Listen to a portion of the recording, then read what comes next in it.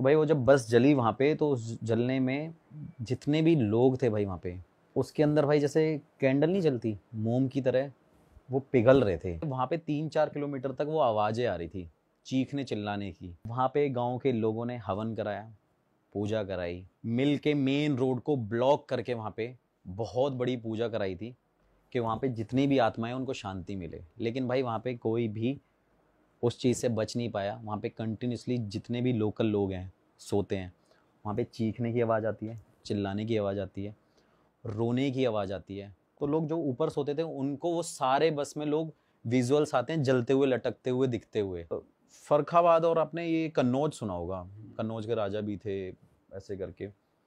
भाई ये story I think 3-4 साल पुरानी है। वहाँ पे एक बस थी, मतलब वो इंडिया का सेकंड रोड एक्सीडेंट है सबसे बड़ा, और पहला मेरे हिसाब से शायद साउथ साइड में हुआ था और सेकंड हुआ था यूपी के अंदर। वहाँ पे एक बस थी भाई, वो बस ट्रैवल कर रही थी फर्रुखाबाद से जयपुर की तरफ। प्राइवेट बस थी वो, डबल डेकर बस थी। तो सर्दी का काफ़ी ज़्यादा वहाँ पे इफेक्ट पड़ रहा था, कोहरा वोरा बहुत ज़्यादा हो रहा था। तो और आपको पता ही है हाईवे पे बस खाली जगह मिलती है, बस वाले गाड़ी भगाने लग जाते हैं। तो भाई वो बस काफ़ी तेज़ चल रही थी, स्पीड में थी। सामने से ट्रक आ रहा था, वो दोनों आपस में टकराए। और ये जगह मैं आपको बताता हूँ, ये एग्जैक्ट एक घुलैया जगह पड़ती है कन्नौज के पास, छिवरामऊ और कन्नौज के पास एक घुलैया एक जगह है। और वहाँ पे काफ़ी ज़्यादा फेमस है वो जगह भी, क्योंकि वहाँ पे एक राजा भी है, वो उसकी वजह से फेमस है, वो भी मैं आपको बताऊँगा आपको आगे। तो वहाँ पे जब वो बस आपस में टकराई भाई, तो बस में आई थिंक 84-85 लोग थे। डबल डेकर बस थी, उसमें फैमिलीज थी, न्यूली मैरिड कपल थे, बच्चे थे, बूढ़े थे, हर तरीके के लोग थे। और वो जब उस बस से टकराई तो भाई उस बस में ना आग लग गई। बस में आग लगी, ब्लास्ट हुआ, गांव के 3-4 किलोमीटर तक लोगों पे ऐसा बताया जाता है। और ये तो मेरा खुद कज़न ब्रदर वहीं का ही है, मतलब उसका गांव उसके पास में ही है, 300-400 मीटर दूरी पे उसका गांव है। तो ऐसा बताया जाता है कि वहाँ पे 3-4 किलोमीटर तक वो आवाज़ें आ रही थी, चीखने चिल्लाने की, इतना शोर था और ब्लास्ट की आवाज़ें आ रही थी। तो भाई वो जब बस जली वहाँ पे, तो उस जलने में जितने भी लोग थे भाई वहाँ पे, उसके अंदर भाई जैसे कैंडल नहीं जलती मोम की तरह, वो पिघल रहे थे, पिघल रहे थे। बच्चे खिड़की से लटके हुए थे, उनके सर से ना, मतलब आप समझ लो वो मोम की तरह पिघल रहे हैं। ऐसा कोई इंसान नहीं था गांव का जिन्होंने वहाँ पे बचाने की कोशिश नहीं करी। मेरा कज़न ब्रदर भी इंक्लूडेड था वहाँ पे, उनको बचाने की कोशिश कर रहे थे, लेकिन इतनी आग थी वहाँ पे। और रीज़न क्या था? फॉग था, टकरा गई। जो ट्रक था उसमें राशन का सामान था, उसमें ऑयल था जो रिफाइंड होता ही होता है, तो उसने और ज़्यादा आग पकड़ ली। आपको मैं उसकी स्टोरीज भी शेयर करूँगा, फोटोज शेयर करूँगा। तो भाई आप देखना वहाँ पे ना, मतलब वो मोस्टली सारे लोग जल गए। रीज़न क्या था उसमें एग्जिट ना होने का, निकलने का? क्योंकि आपने देखा प्राइवेट बसेस में बैक का जो हिस्सा होता है, वो पीछे वहाँ शीशा विंडो नहीं होता, पूरा कवर्ड होता है वो, है ना, शीट से। और ये वाले जो डोर होते हैं वोल्वो बसेस में, इसमें सारे ऑटोमेटिक होते हैं, वो बटन से ही खुलते हैं। तो वहाँ पे एग्जिट का कोई पॉइंट नहीं था, और डबल डेकर बस तो वैसे ही थी, तो निकल नहीं सकते थे। तो भाई उसमें इतने लोगों की डेथ हो गई। डेथ होने के बाद मोदी जी ने, योगी जी ने, राहुल गांधी जी ने, सब ने ट्वीट भी किया था। और काफ़ी लोग, योगी जी वहाँ पे पहुँचे भी थे, बहुत सारे लोगों ने वहाँ पे ट्वीट किया था आत्मा की शांति के लिए। तो फिर भाई वो मेरे भाई ने मेरे को जगह बताई कि ऐसी ऐसी यहाँ पे कहानी हुई है। ऑल्दो मैंने देखी थी, लेकिन कभी ऐसा सोचा नहीं था मैं वहाँ पे जाऊँगा। भाई मैं वहाँ पे पहुँचा रात को। रात में पहुँचने के बाद मैंने वहाँ के लोगों से इंट्रोडक्शन लिया उनका कि भाई आप यहाँ पे थे, कि आपने क्या यहाँ पे नोटिस किया था? कह रहे लोग ऐसे ऐसे जल रहे थे, ये है वो है। और उसके बाद हम सीधा पॉइंट पे आते हैं कि भाई वहाँ पे वो बस खड़ी रही जहाँ पे वो जली थी, उस हाईवे पे। किसी ने हिम्मत नहीं करी उसको हटाने की। पुलिस वालों ने नहीं बस हटाई, वो लोकल लोगों ने नहीं हटाई, किसी ने नहीं हटाई। जितने भी क्रेन वाले थे वो मना कर रहे थे। नेक्स्ट डे, क्योंकि उस रात में जब वो बस जली, नेक्स्ट डे सुबह वहाँ पे एक्सीडेंट होने लग गए उस रोड पे। कंटिन्यूसली एक्सीडेंट हो रहे हैं। कोई बाइक से गिर गिर के किसी की डेथ हो गई, एक बस वाले की बाइक से टक्कर हुई, उसमें एक कपल था, हस्बैंड वाइफ थे, उनकी डेथ हो गई। तो भाई वो नेक्स्ट डे मॉर्निंग में वो सब होने लग गया वहाँ पे विद इन 400-500 मीटर के अंदर। तो वहाँ पे ये हो गया कि भाई यहाँ पे ये सब इनकी वजह से हो रहा है। उसके बाद क्या हुआ, किसी ने क्रेन वाले को ज़्यादा पैसे दिए। और आपने कभी भी सुना होगा कि एक्सीडेंट होता है तो वो जो भी वहाँ पे व्हीकल होता है वो पुलिस स्टेशन जाता है, कि किसी ऐसी जगह लेके वहाँ पे उसको सबमिट कर देते हैं। लेकिन भाई उस क्रेन वाले ने 50,000 रुपये लिए थे उस बस को 250 मीटर रखने पे, और गांव वालों ने मिलके पैसे दिए उसके। पुलिस वाले भी नहीं आए क्योंकि पुलिस वालों ने मना कर दिया कि हम नहीं हटा पाएंगे। मतलब इतना डर था। फिर मैं गया इन्वेस्टिगेशन करने भाई। मैंने पूछा कि क्या होता है यहाँ पे।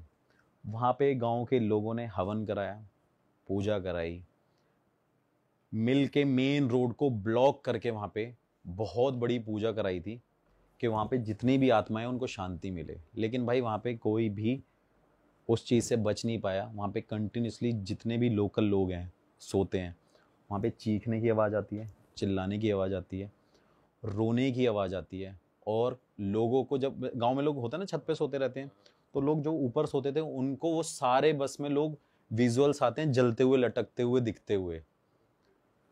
और उसके अंदर भाई उन्होंने वहाँ पे जो बस में है पूजा कराई। और उस बस में मैं गया था भाई, मैंने खुद अपने हाथों से हड्डियाँ उठाई हैं। क्या बात कर रहे हो? उसमें इतनी एशेज है ना, इतनी राख है उस पूरी बस के अंदर, हड्डियां अभी तक पड़ी हुई हैं, अभी तक। और वो बस कहाँ पे खड़ी हुई है? किसी रैंडम मैदान में? हाँ, रैंडम जगह पे 250 मीटर दूरी पे ही है।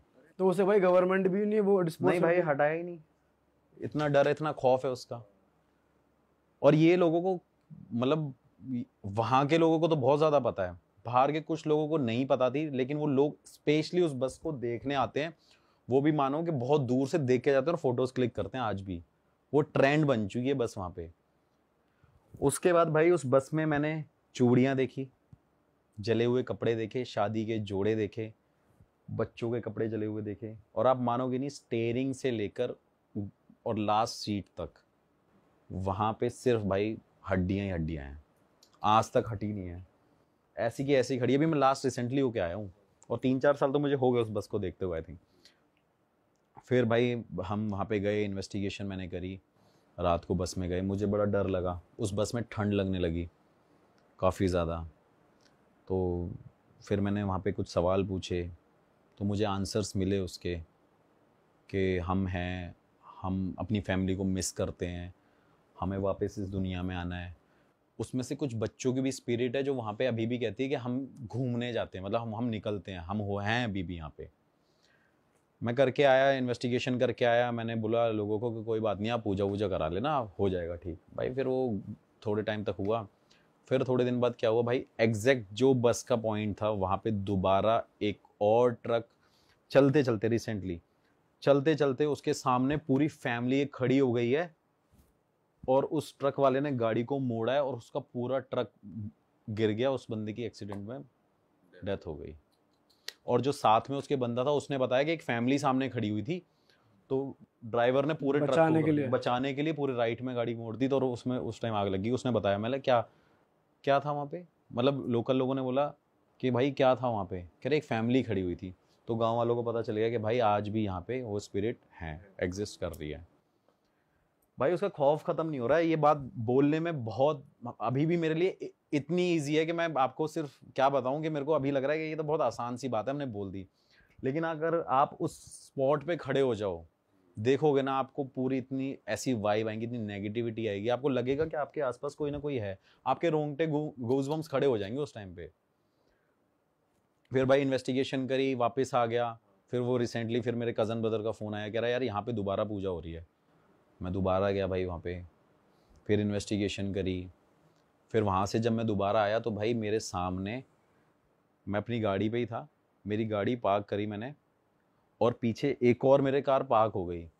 तो सामने एक बस आई, उसने मेरे पीछे वाली कार को हिट कर दिया। और उस टाइम पे मेरे पास स्विफ्ट कार थी, मैं स्विफ्ट लेके गया था। तो मेरी कार बच गई और उस बस ने उसको जब हिट किया तो वो कार ऐसे जाके चली गई। और मुझे लगता है वो चीज़ शायद मेरे साथ होने वाली थी, बट मेरी किस्मत इतनी मतलब तेज़ कह लो कि मैं बच गया।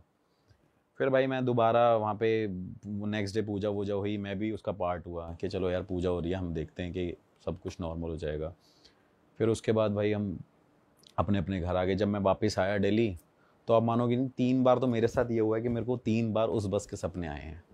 अच्छा। हाँ, कि वो बस में कोई आवाज़ मार रहा है, वो बस जलती हुई मुझे नज़र आ रही है, और उस बस को लोग जो उस टाइम पे बचा रहे हैं, वो वाले विजुअल मेरे सामने आ रहे हैं। मतलब कई टाइम बाद आया है, ऐसा नहीं है कि मैं आज उन्हें आया नेक्स्ट डे मेरे साथ ये होने लग गया, हफ्ते भर बाद ये चीज़ Randomly होने आ लग गया। गया, हाँ, रैंडम randomly। होने लग गया।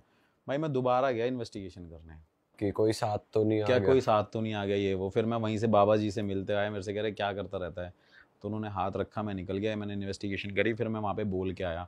फिर जो मैंने इन्वेस्टिगेशन में पूछा कि क्या मैं यहाँ पे पूजा करा सकता हूँ, तो मुझे वहाँ पे रिस्पॉन्ड मिला, क्योंकि वहाँ पे एक्चुअली उनको अभी तक शांति नहीं मिली भाई। फिर दोबारा भी मैं बोल के आया हूँ, वहाँ पे मैंने पूजा करानी है, और अभी तक वहाँ पे ये हो रहा है कि लोगों को डेली कुछ ना कुछ भगते हुए नज़र आ रहा है, कोई ना कोई daily accident, daily 1-2 accident fixed हैं भाई वहाँ पे। पर भाई जब हवन हो जाता है तब तो कहते हैं कि जैसे बड़े बड़े हवन होते हैं तो शांति मिलने लग जाती है, पर यहाँ तो देखो मैं बताता हूँ, अब इससे एक चीज़ कनेक्ट कर लेते हैं हम। अभी जैसे इंडिया का मैच हुआ था लास्ट, तो वाराणसी में हर मंदिरों में भाई हवन और पूजा हो रही थी कि भाई मैच जीत जाए। तो भाई ऐसा नहीं हुआ ना, कुछ ना कुछ या तो कमी रही होगी, या जो ऊपर लिखा हुआ है भगवान ने वही होना है। तो भाई कुछ हवन में कमी रही होगी, या कह लो कि वो जस्टिस नहीं मिल पाया अभी तक। भाई मिला था आपको रिस्पांस वहाँ पे कि हम मुक्त नहीं हुए हैं? हम हाँ तो भाई, वो रिस्पॉन्स मिले तभी तो मैं दोबारा वहाँ पे जा रहा हूँ। मेरा पूजा कराने का कारण यही है कि भाई कम से कम वहाँ के लोग अभी बच जाएं और वहाँ पे एक्सीडेंट ना हो। तो भाई वहाँ पे कंटिन्यूसली अभी तक ये चल रहा है। भाई ऐसा कहते हैं ना कि जैसे लास्ट राइट्स परफॉर्म नहीं हुए, पिंडदान नहीं हुआ, किसी को मुक्ति नहीं मिल पाई, किसी की एक्चुअली अस्थियाँ नहीं भा पाए ना। सबसे बड़ा रीज़न तो ये भी है कि सबकी एशेज वहाँ पे मिल गई, हड्डियाँ मिल गई, कोई उठाने वाला नहीं है, किसी को यही नहीं पता अब कौन किसकी हड्डियाँ उठाएगा, कौन किसकी राख उठाएगा, यही नहीं पता लोगों को। लोग तो आइडेंटिफाइड हैं कि इन लोगों की डेथ हुई है उस टाइम पे, पर कौन से किसका लेकिन कौन किसको उठाएगा। तो वो रीज़न, मेजर एक रीज़न ये भी है भाई वहाँ पे। तो ऐसा भी है भाई। और ये इंडिया का सबसे बड़ा एक्सीडेंट था, सेकंड एक्सीडेंट, रोड एक्सीडेंट था।